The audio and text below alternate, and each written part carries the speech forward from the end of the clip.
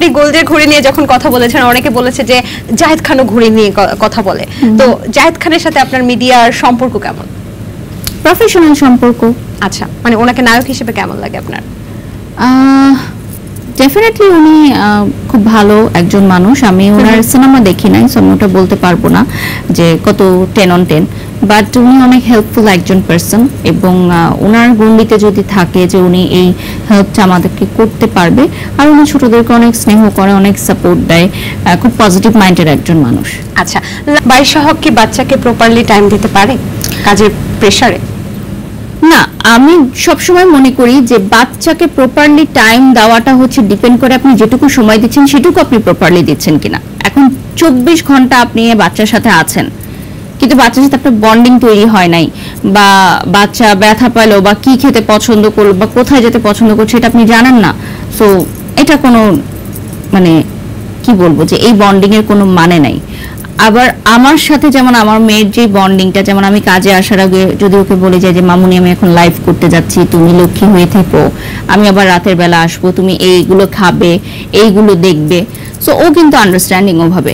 So এটা আসলে এক একটা বাচ্চার সাথে না এক একটা মায়ের বন্ডিংটা ক্রিয়েট হয়ে যায়। যেমন ও ঘুরতে অনেক পছন্দ করে, তো ওয়ালটন মাইক্রোওয়েভ ওভেনের খাবার গরম রাখে দীর্ঘ সময় ধরে। Walton microwave oven. আমি ওকে বিভিন্ন জায়গায় জন্য নিয়ে যাই, আমরা একটা লম্বা ভ্যাকেশনে দেশের বাইরে চলে যাই, ও ঘুরতে পছন্দ করে, তো ওটা আমি প্রায়োরিটি দিই যে ঠিক আছে। যেমন আমি ঘুরতে পছন্দ করি না, আমি রেস্ট নিতে পছন্দ করি। আমার কাছে মনে হয় যে আমি ঘুরতে গেলে আরো বেশি টায়ার্ড হয়ে যাচ্ছি, লাগেজ প্যাক করো, ঘুরতে যাওয়া। যখন আমরা সাধারণত দেশের বাইরে যাই দেখা যায় যে এত বেশি ফ্যাসিলিটিস তো থাকে না, এত বেশি হেল্পিং হ্যান্ডস থাকে না, সব নিজেকে করতে হয়। তো পরবর্তীতে আমার কাছে মনে হয় যে আমি এসে আরো টায়ার্ড হয়ে গেলাম, এবং আসার পর আবার অনেক টাইট স্কেডিউলের কাজ থাকে, রেস্ট হয় না।